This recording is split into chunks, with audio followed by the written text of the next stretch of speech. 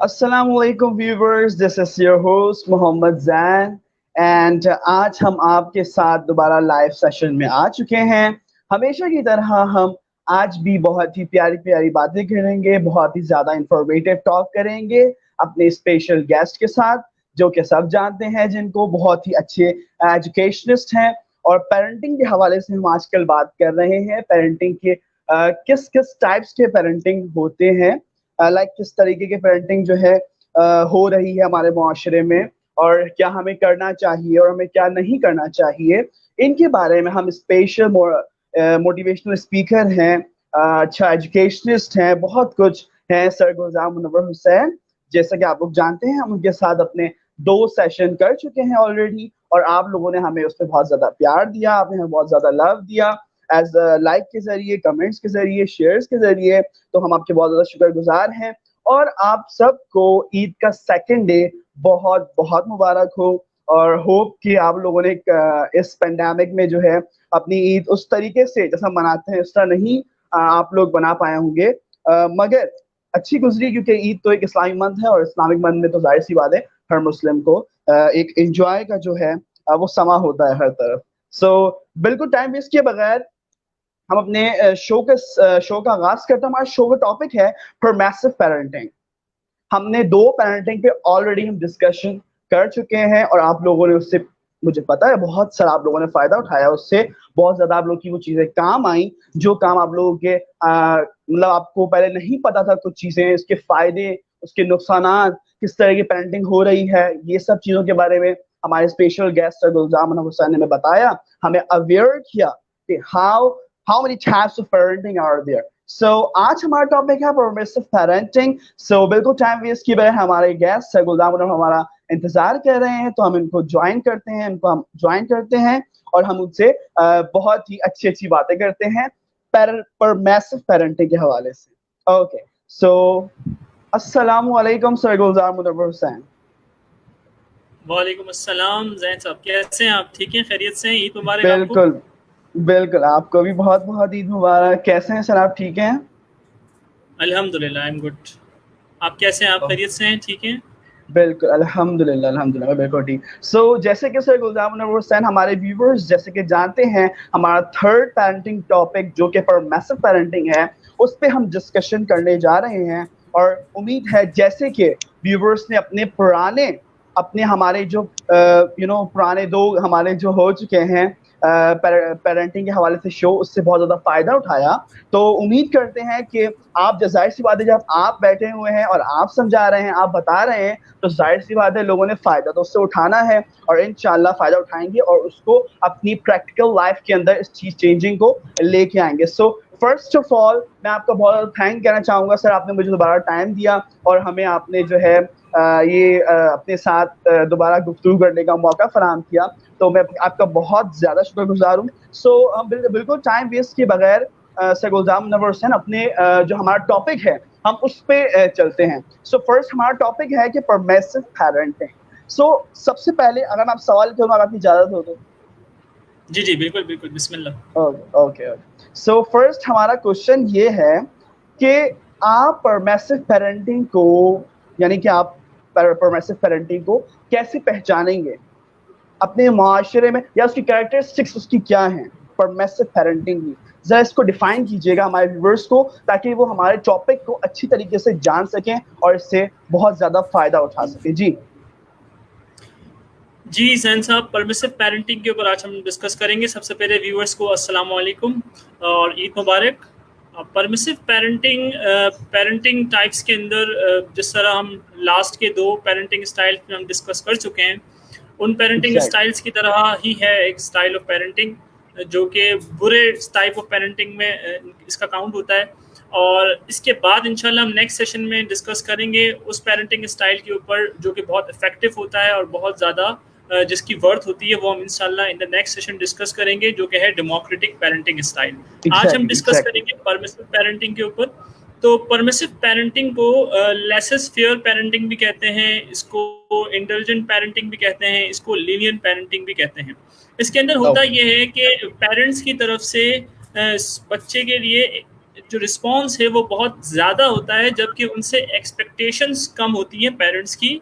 जिसे हम यूँ कह सकते हैं कि जो हमने लास्ट टाइम डिस्कस किया था ऑथोरिटेरियन स्टाइल ऑफ पेरेंटिंग में, वहाँ पर पेरेंट जो है वो एज अ बॉस बिहेव कर रहे थे, यहाँ पर child as a boss behave कर रहे होते हैं। पेरेंट्स की तरफ से खुली छूट होती है बच्चे को कि वो अपनी मर्जी से जो उसको अच्छा लगे वो करे।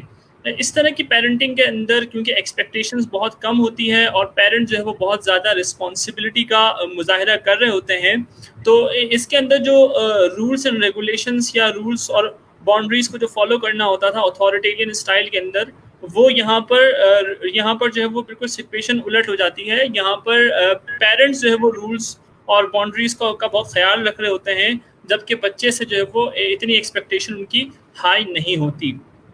अच्छा, यहाँ पर कोशिश ये होती है पेरेंट्स की परमिसिव पेरेंटिंग के अंदर कि हम कम से कम जो है वो अपने बच्चों के साथ कॉन्फ्लिक्ट करें, या कम से कम जो है वो हम कॉन्फ्रंटेशन करें, यानी कि उनकी कोशिश ये होती है कि किसी न किसी तरह हम बच्चे को जो है वो इस चीज़ से दूर लेके जाएं, जिसको हम कह सकते हैं कि बच्चों से हम बहस कर रहे हैं किसी हवाले से, या किसी चीज़ को मनवाने की बहुत कम कोशिश कर रहे होते हैं इस तरह के पेरेंट्स।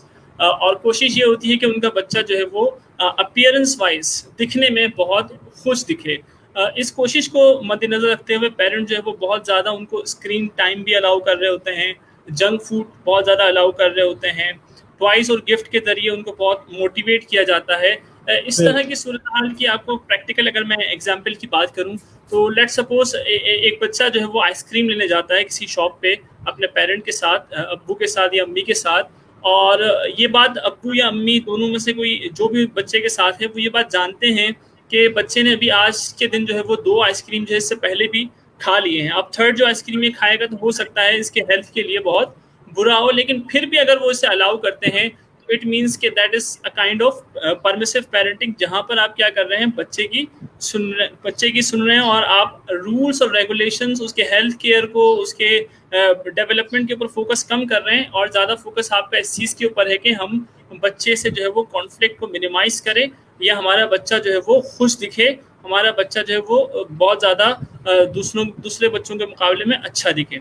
अच्छा, इसके अलावा एक दूसरी कैरेक्टरिस्टिक ये होती है इस तरह की पेरेंटिंग के अंदर कि पेरेंट्स जो हैं वो बहुत ज़्यादा लीनियंट हो जाते हैं। लीनियंट से मुराद ये कि उनकी एक्सपेक्टेशंस बहुत हाई होती है कि वक्त के साथ साथ जो है वो बच्चा जो है वो अपने अंदर तब्दीली लाएगा और वो चीज़ों को आहिस्ता आहिस्ता सीखेगा। तो उनकी एक साइकी ये होती है कि बच्चा जो है वो वक्त के साथ साथ रफ्ता रफ्ता जैसे जैसे बड़ा होगा, वो मेचोरिटी को, बच्चे की मेचोरिटी को काउंट कर रहे होते हैं एज वाइज, कि भाई उम्र के बढ़ते समय जो है वो बच्चे के अंदर ये मेचोरिटीज आ जाएंगी, हम क्यों इतना जो है वो रूल्स एंड रेगुलेशंस को जो है इसके ऊपर इम्पोज करें। फिर ये तो हो गई डेफिनेशन परमिसिव पेरेंटिंग की कि परमिसिव पेरेंट्स को हम किस तरह पहचान सकते हैं। और सेकेंडली आपने जो बात की characteristics of such kind of parents, तो हमने भी कुछ कैरेक्टरिस्टिक्स डिस्कस की हैं। इसमें से एक और कैरेक्टरिस्टिक ये है कि लेसेस फेयर होते हैं इस तरह के पेरेंट्स। लेसेस फेयर से मुराद वो अपने बच्चों को आज़ादी दे चुके होते हैं कि उनकी मर्जी है, वो जहाँ जो उनका दिल करे वो करें। और यहाँ पर एक कॉन्फ्लिक्ट आ जाता है नीड्स में और वांट्स में। बच्चा नीड और वांट को आइडेंटिफाई नहीं कर पाता। नीड और वांट से मुराद क्या है कि एक बच्चे के लिए एक स्मार्टफोन, आज के अगर हम यंगस्टर्स की बात करें तो ये जो स्मार्टफोन है, ये स्मार्टफोन जो है वो तमाम बच्चे इस्तेमाल कर रहे हैं आज के टीनेजर्स। लेकिन ये जो स्मार्टफोन है ये एक नीड है। ये वांट कब बन जाती है, जब आपकी गुंजाइश ना हो और आप मांग रहे हो आईफोन, तो ये आप एक नीड से ऊपर अपर लेवल पे जाने की कोशिश कर रहे होते हैं। इस तरह की पेरेंटिंग के अंदर कॉन्फ्लिक्ट यहाँ पैदा होता है कि बच्चा नीड को आइडेंटिफाई नहीं करता, वो वांट को भी नीड समझ रहा होता है, वो एक अपर लेवल की चीज को भी अपनी जरूरत समझ के जो है पेरेंट्स से एक्सपेक्ट कर रहा होता है। ये कुछ कैरेक्टरिस्टिक्स हो गई परमिसिव पेरेंटिंग की। और अच्छा जी इसके बाद अगर हम बात करें जी बोलिए जी सर प्लीज। मैं कह रहा था कि इसके बाद अगर हम इसके जी सर आप बोलिए। इसके बाद अगर हम इफेक्ट की बात करें कि परमिसिव पेरेंटिंग के क्या इफेक्ट होते हैं बच्चे के ऊपर, बिल्कुल मेरा नेक्स्ट क्वेश्चन यही था। बिल्कुल कि इसके इफेक्ट्स क्या हैं। बिल्कुल मैं आंसर कर रहा हूँ जी जी, मैं एडवांस में आंसर कर रहा हूँ, इसका मतलब है। ठीक है, क्वेश्चन आप काइंडली बिल्कुल। रिपीट कर देंगे असल में इसका जो है, बिल्कुल बिल्कुल, जी जी, असल ताकि में मैं जब हमने रिलेटेड ये क्वेश्चन अपना ये आंसर कर सकूं। पोस्ट, जब हमने इसको पोस्ट किया था, तो इस पे क्वेश्चंस वगैरह आए थे हमारे पास, तो उसमें से जी हमने जी कुछ प्लीज प्लीज। क्वेश्चंस जो हमें लगे, जो भाई हमारे लाइक हमारे यूथ को जिस चीज की जरूरत है या जिसकी चीज के बारे में जानने की ज्यादा जरूरत है, हम उन क्वेश्चंस को ले लेते हैं। तो हमारा नेक्स्ट क्वेश्चन यही था कि इसके जो असरात हैं वो बच्चों की स्टडीज पे क्या, मतलब उनकी लाइफ पे क्या होता है उनके असर, और उनकी स्टडीज पे क्या असरात होते हैं इस टाइप ऑफ लाइक इस पेरेंटिंग पे क्या होता है। तो हम ये पूछना चाह रहे थे आपसे, तो हमारा नेक्स्ट सेकंड क्वेश्चन ये था, आप जवाब बता रहे थे, बिल्कुल जी बताइए। ठीक ठीक। अच्छा, इसके इफेक्ट की आप बात कर रहे हैं, इस तरह की पेरेंटिंग के बच्चे पे क्या इफेक्ट है। तो सबसे पहला बिल्कुल जो इफेक्ट है, जो कि बहुत पॉजिटिव इफेक्ट है, यानी कि अब आप इसको बेनिफिट में काउंट कर सकते हैं, लेकिन हर चीज जो है वो एक लिमिट से ज्यादा हो जाती है तो फिर वो नुकसानदेह हो जाती है। इसका एक फायदा ये है एग्जैक्टली कि बिल्कुल बच्चा जो है वो कॉन्फिडेंट बहुत ज्यादा होता है। कॉन्फिडेंट इसलिए होता है क्योंकि उसकी सेल्फ स्टीम को आपने बहुत ज्यादा मोटिवेट किया है, उसको वैल्यू बहुत ज्यादा दी है। जब आप उसको वैल्यू बहुत ज्यादा देते हैं तो उसकी सेल्फ स्टीम हाई होती है। जब सेल्फ स्टीम हाई होती है तो बच्चा कॉन्फिडेंट होता है। इस तरह के पेरेंटिंग के अंदर जो बच्चे परवरिश पाते हैं वो बहुत ज्यादा कॉन्फिडेंट हो चुके होते हैं। लेकिन इसका एक बुरा इम्पैक्ट ये होता है, कॉन्फिडेंट बास औकात ओवर कॉन्फिडेंट में कन्वर्ट हो सकता है, जिसकी वजह से बच्चे गलत डिसीजन भी ले लेते हैं। वो अपने बाउंड्रीज को, अपने लिमिट्स को क्रॉस करते हुए भी वो कुछ डिसीजंस ले रहे होते हैं। बहरहाल बनिस्बत दूसरे पेरेंटिंग की एक फायदा इस पेरेंटिंग में ये है कि यहाँ बच्चा बहुत ज्यादा कॉन्फिडेंट हो जाता है। नुकसान की अगर हम बिल्कुल बात करें तो यहाँ एक नुकसान ये है कि बच्चा जो है बहुत लेस रिस्पॉन्सिबल हो जाता है। लेस रिस्पॉन्सिबल से मुराद वो रिस्पॉन्सिबिलिटी नहीं लेता, क्योंकि उसको कभी जिम्मेदारी दी नहीं गई कि बेटा आपने जो है ना ये काम आपने करना है और ये काम आपका है। जैसे हम स्कूल गोइंग पेरेंट्स, बच्चों के पेरेंट्स को हम देखते हैं कि वो सुबह सवेरे जो है वो नाश्ता भी रेडी कर रहे होते हैं, फिर नाश्ते को दस्तरखान पे या टेबल पर रख भी रहे होते हैं, फिर बच्चे को उठा भी रहे होते हैं, फिर उसको ब्रश भी बिल्कुल करवा रहे होते हैं, बिल्कुल सब कुछ करवा रहे बिल्कुल होते हैं। ये नहीं करते कि हम उससे कहें कि बेटा आप जो है वो नाश्ता रखा हुआ किचन में, आप लेके इससे जो है वो इस्तेमाल करें। बिल्कुल इस तरह के बच्चों को, जिसकी वजह से ये बहुत ज़्यादा लेस रिस्पॉन्सिबल होते हैं, इनको जिम्मेदारी नहीं दी जाती पेरेंट्स की। इसके अलावा जो थर्ड इसकी जो ड्रॉबैक है या इफेक्ट है बच्चे की लाइफ के ऊपर, ये होता है कि बच्चा जो है वो बहुत डिफिकल्टी फील करता है किसी रूल को ओबे करने के लिए, प्रिंसिपल को ओबे करने के लिए, किसी रेगुलेशन को ओबे करने के लिए बहुत डिफिकल्टी फील इसलिए करता है क्योंकि उनके पेरेंट्स ने कभी इस तरह के रूल्स और रेगुलेशंस को जो है वो इम्पोज करने की कोशिश ही नहीं की पेरेंट्स ने। तो इसकी वजह से बिल्कुल बच्चा जो है बहुत ज़्यादा डिफिकल्टी फील करता है कहीं किसी ऑर्गेनाइजेशन में, अपने प्रैक्टिकल लाइफ में किसी रूल की अगर हम बात करें, कानून की बात करें, तो उसको फॉलो करते हुए बहुत ज़्यादा जो है वो उसे डिफिकल्टी आती है। इसके अलावा इसके इस तरह के जो बच्चे होते हैं जो परमिसिव पेरेंटिंग से परवरिश पाते हैं, इनका जो सेल्फ कंट्रोल है, ये सेल्फ रेगुलेशन है, वो बहुत कम होता है। अपने लिए बहुत सारे रूल्स बना लेते हैं, टाइम टेबल्स आपने बना लिए एग्जाम के करीब, लेकिन वो उसको फॉलो नहीं कर पाते क्योंकि उन्होंने कभी अपने बिल्कुल पेरेंट्स को फॉलो कराते भी नहीं देखा, या वो खुद जो है वो कभी फॉलो नहीं कर रहे थे किसी रूल को, किसी रेगुलेशन को। वो एक आज़ाद, यूँ बिल्कुल समझ लें, बिल्कुल एक आज़ाद परिंदे थे। तो एक आज़ाद परिंदा अगर किसी पिंजरे में जाना चाहे तो शायद वो वहाँ पर उस तरह से रह नहीं सकता, या उसके लिए वो जो एनवायरनमेंट है, वो जो रूम है, वो कंफर्टेबल नहीं रहता। तो उसकी कोशिश होती है कि वो अपने आप को वहाँ से आज़ाद करे। तो ये कुछ बिल्कुल परमिसिव पेरेंटिंग के इफेक्ट्स थे बिल्कुल। अच्छा, जो ये कि मैं बच्चे आपसे की बात काटूंगा प्रैक्टिकल यहाँ पे लाइफ सर के। 2000, बिल्कुल। तो हमारा थर्ड, अच्छा जी टाइम जी हमारे प्लीज। आपके पास भी कम है तो हमारे पास भी कम है, तो मैं आपसे नेक्स्ट सवाल की तरफ बिल्कुल बढ़ूंगा कि असल जी देखें, जी अच्छा अब जी इस प्लीज। पेरेंटिंग के जो है नुकसानात बहुत ज्यादा, बहुत नुकसानात है, जाहिर सी बात है। जब बच्चा आपका ज्यादा ओवर जी जी कॉन्फिडेंट हो रहा है, उससे वो अपने जो लाइक डिसीजंस हैं वो रॉन्ग डिसीजंस ले रहा है, तो इसके नुकसानात आपको बहुत ज्यादा नजर आते हैं। जैसे कि आपने बताया कि बच्चा ओवर कॉन्फिडेंट हो बिल्कुल जाता है, कॉन्फिडेंस जब ज्यादा बिल्ड हो जाता है, तो इसके नुकसानात बहुत ज्यादा होते हैं। तो पेरेंट्स जो है हमारे, इस परमेसिव पेरेंटिंग को क्यों अपनाते हैं? इन सब के नुकसानात पता होने के बावजूद भी पेरेंट्स क्यों अपनाते हैं इस जी जी पेरेंटिंग को? बिल्कुल। इसके बारे में जरा बताइएगा जी। बहुत बहुत उम्दा सवाल है। बहुत, देखिए इसकी कुछ वजूहात आपके इन्वायरमेंटल फैक्टर्स हैं जिसकी वजह से पेरेंट्स इस तरह की पेरेंटिंग को अडॉप्ट कर रहे होते हैं। लाइक फॉर एग्जांपल, कुछ पेरेंट्स इसलिए परमिसिव पेरेंटिंग को अडॉप्ट करते हैं, अपने बच्चों को फ्री या छूट दे देते हैं अपने बच्चों को, क्योंकि वो अपने पेरेंट्स को देख चुके होते हैं सख्ती करते हुए। उनके ऊपर, अपने पेरेंट्स को अथॉरिटेरियन बिहेवियर करते हुए देख चुके हैं, और क्योंकि वो उस अथॉरिटेरियन बिहेवियर के रिजल्ट को जानते हैं अपने लाइफ के अंदर, वो देख चुके हैं कि हम पर हमारे पेरेंट्स ने जो सख्तियां की थी, तो उसकी वजह से हमारे लाइफ पे किस तरह से हमारी लाइफ जो है वो डैमेज हुई है। तो इस फैक्ट को वो सामने रखते हुए ये सोचते हैं कि शायद हम अपने बच्चे को जो है वो परमिसिव पेरेंटिंग के जरिए जो है वो परवरिश देंगे, या उनको हम आज़ादी देंगे कि वो अपनी मर्जी से हर चीज़ कर सके। एक तो ये साइकी होती है पेरेंट्स की, एक वजह ये होती है कि वो परमिसिव पेरेंटिंग को अडॉप्ट करते हैं। सेकंड रीज़न एक ये होता है कि वो कोशिश ये करते हैं, यार हम अपने बच्चे के साथ जो है ना वो कम से कम कॉन्फ्लिक्ट करेंगे, या कम से कम हम कोशिश करेंगे कि हमारे घर के अंदर हमारे जो फैमिली जो एनवायरनमेंट है इसके अंदर कम से कम कॉन्फ्लिक्ट हो। एक वजह ये होती है, ख़ास तौर से अगर हम जॉइंट फैमिली सिस्टम की बात करें, वहाँ अगर कॉन्फ्लिक्ट का ज़्यादा खतरा हो तो पेरेंट्स कोशिश ये करते हैं कि अपने बच्चे की जो ज़रूरत है या जिस चीज़ के लिए वो जिद कर रहा है उसको वो फुलफिल करें। दूसरी रीज़न मैंने आपको बताई, जो कि ये है कि आप कॉन्फ्लिक्ट को मिनिमाइज करने की कोशिश कर रहे होते हैं पेरेंट्स। थर्ड जो वजह है वो कुछ जो पढ़े लिखे पेरेंट्स हैं वो ये समझ रहे होते हैं कि यार अगर हम अपने बच्चे को जो है ना आज़ादी देंगे, खुली छूट देंगे, तो उनकी जो क्रिएटिविटी है या उनकी जो सलाहियत है वो निखर के सामने आएगी। एक साइकी ये होती है। तो अच्छी बात है, आप अपने बच्चे की हौसला अफजाई करें, बहुत अच्छी चीज़ है, लेकिन परमिसिव नहीं होना चाहिए, लेसेस फेयर नहीं होना चाहिए कि आप अपने बच्चे को बिल्कुल खुली छूट देते हैं कि वो जो उसके मन में आ रहा है वो करता जाए। तो इतनी खुली छूट भी नहीं होनी चाहिए। कुछ पेरेंट्स इस साइकिल के साथ चलते हैं इनिशियली, लेकिन वक्त के साथ साथ वो कुछ ज़्यादा ही छूट दे देते हैं, जिसकी वजह से बच्चा जो है वो जो अभी हमने डिस्कस किए नुकसानात, लाइक उसकी सेल्फ स्टीम तो हाई हो जाती है लेकिन वो रिस्पॉन्सिबिलिटी नहीं लेता, तो इस तरह के कुछ नुकसानात होते हैं। लेकिन एक फ़ायदा जो भी मैंने आपको डिस्कस किया कि उसकी क्रिएटिविटी सामने आती है, बिल्कुल आती है, क्योंकि वो कॉन्फिडेंट होता है, क्योंकि उसे पता है कि मुझे मेरे पेरेंट्स ने कितना जो है वैल्यू दिया है, और कितना जो मेरी फैमिली के अंदर वैल्यू है कि मेरी हर बात सुनी जाती है। तो वही जो सेल्फ स्टीम मैंने आपसे तस्करा किया, कॉन्फिडेंस में इंप्रूवमेंट आती है, इसी तरह क्रिएटिविटी में भी एक इंप्रूवमेंट आप ला सकते हैं इस तरह से। तो इस तरह की कुछ साइकी होती है पेरेंट्स की तरफ से, जिसकी वजह से वो इस स्टाइल ऑफ पेरेंटिंग को अडॉप्ट करने की हद्दुल इम्कान कोशिश कर रहे होते हैं। बिल्कुल बिल्कुल।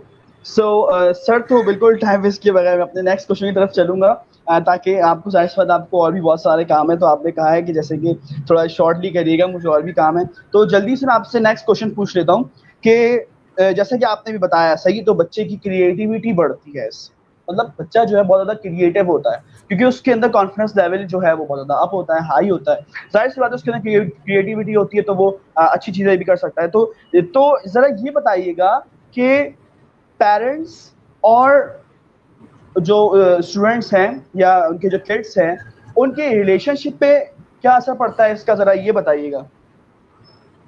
जी, पेरेंट्स और किड्स के रिलेशनशिप के हवाले से जैसे कि मैंने इनिशियली डिस्कस किया, तो एक तो कॉन्फ्लिक्ट क्रिएट हो जाता है नीड और वांट के दरमियान। बच्चा जो है वो नीड और वांट में डिफरेंस नहीं करता, वो समझता है कि हर चीज़ मेरी नीड है, मैं जो चीज़ मांगूंगा मुझे इजीली मिल जाएगी। जैसे मैंने भी आपको आईफोन और नॉर्मल स्मार्टफोन की एग्जांपल दी, तो बच्चे की तरफ से बहुत ज़्यादा जो है वो नीड और वांट के डिफरेंस को वो नहीं समझ पाता, नीड क्या है और वांट क्या है। दूसरी जो रिलेशनशिप में जो इफेक्ट वो ये पड़ता है कि पेरेंटल कंट्रोल कम होता है इस तरह की पेरेंटिंग में। पेरेंट्स जो है वो अपने बच्चे को उस तरह से कंट्रोल नहीं कर पाते जिस तरह डेमोक्रेटिक स्टाइल में या अथॉरिटेरियन स्टाइल के अंदर जो है वो पेरेंट्स का कंट्रोल होता है, फोकस होता है अपने बच्चे की तरफ।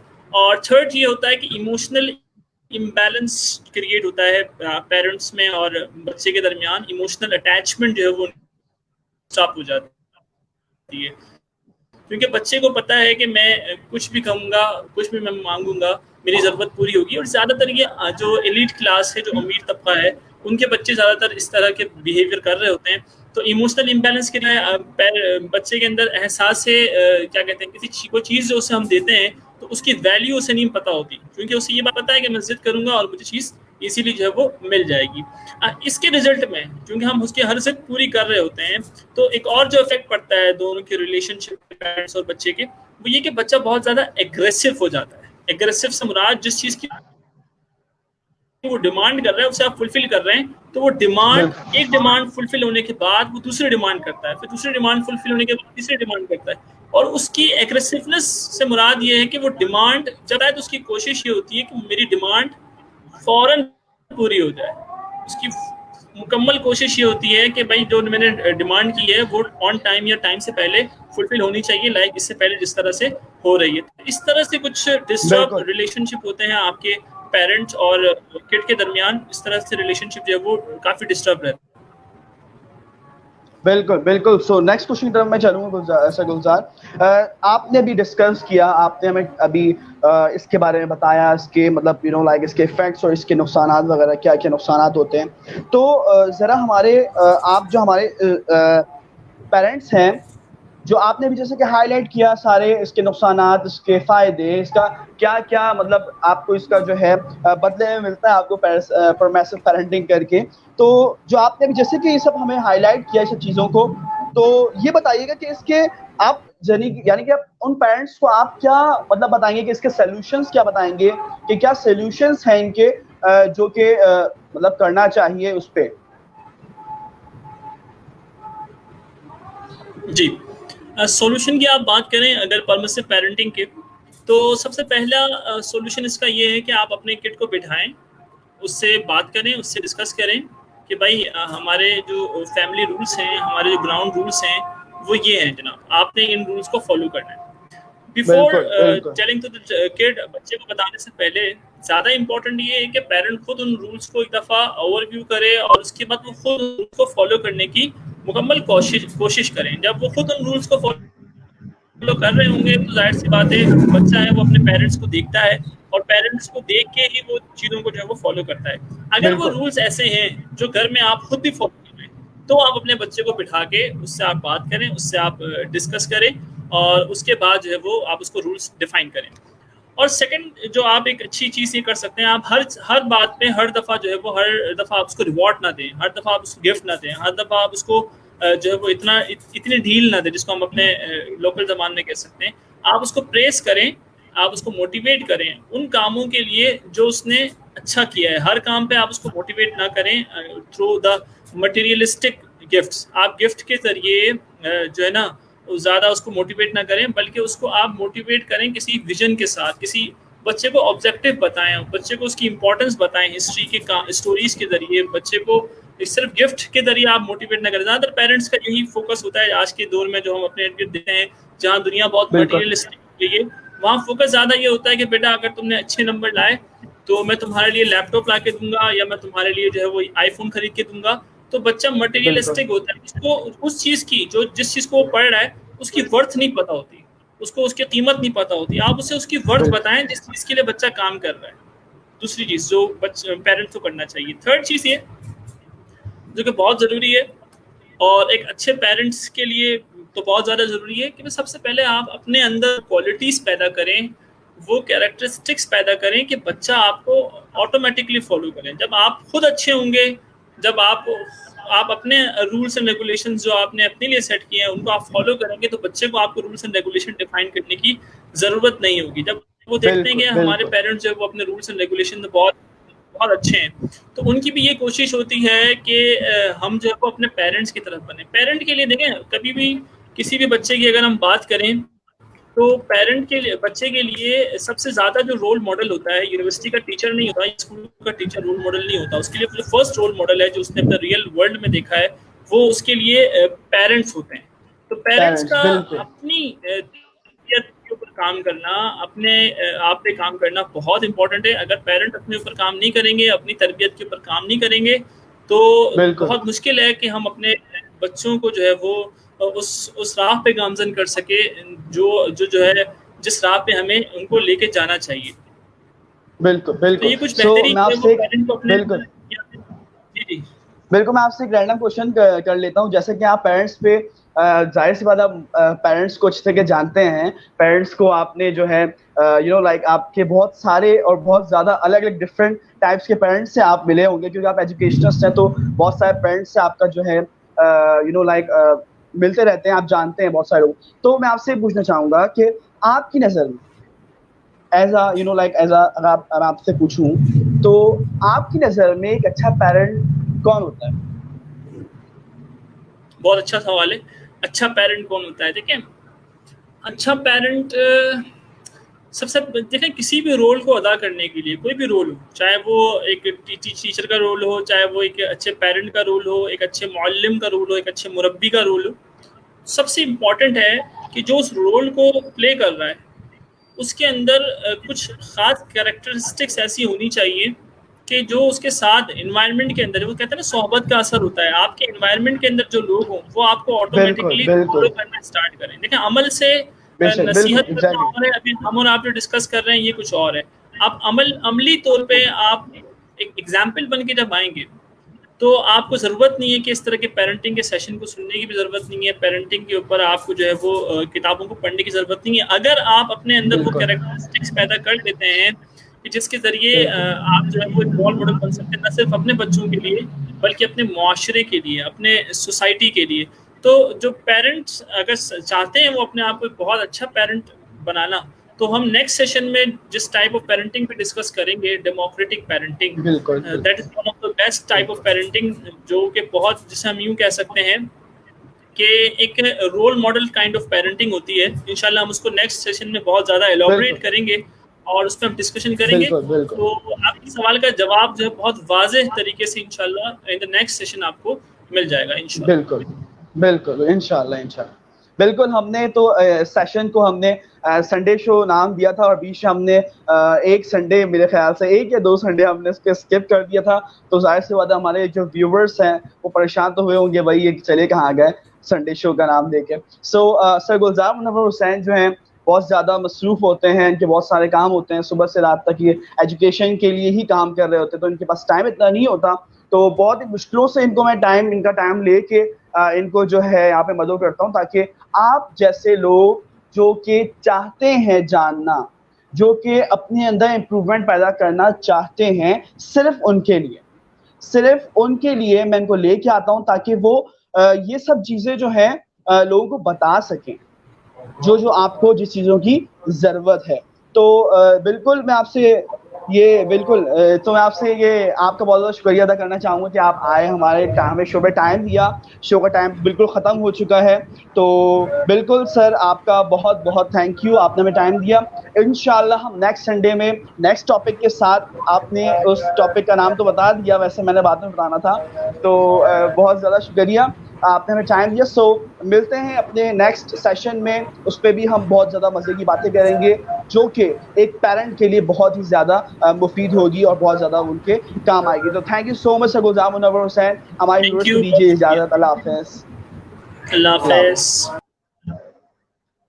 हाफ़िज़। जैसे कि व्यूअर्स आप लोगों ने देखा, हमारे साथ थे सर गुलजार मुनव्वर हुसैन, एजुकेशनिस्ट, बहुत ज़्यादा काम करते हैं अपने यूथ के लिए, अपने बच्चों के लिए, जो मतलब अपने बच्चों से मुराद अपने स्टूडेंट्स के लिए बहुत ज़्यादा काम करते हैं। और इनका मकसद यही है कि ज़्यादा से ज़्यादा लोग जो हैं एजुकेट हो सकें, ज़्यादा से ज़्यादा लोगों के अंदर अवेयरनेस आ सके, ज़्यादा से ज़्यादा लोग जो हैं इनकी बातों का फ़ायदा उठा सकें। देखिए व्यूअर्स, हमारे माशरे में ऐसे लोग बहुत हैं जिनको इल्म तो है मगर इनको फैलाने का वो जज्बा नहीं है। तो बहुत कम लोग होते हैं, उनके साथ आप लोग साथ दें उन लोगों का जो कि इस तरह के काम कर रहे हैं आपके लिए, आपको खुश करने के लिए। सो व्यूअर्स, उम्मीद है आप लोगों ने बहुत ज़्यादा इससे फ़ायदा उठाया होगा। हम नेक्स्ट सेशन अपना स्टार्ट करेंगे सर गुलजार मुनव्वर हुसैन के साथ, न्यू टॉपिक के साथ। उम्मीद है आपने बहुत ज़्यादा एंजॉय किया होगा। आप लोग अपनी सेकंड डे ईद भी आप लोग मना रहे होंगे, अपने कज़न्स के घर जा रहे होंगे।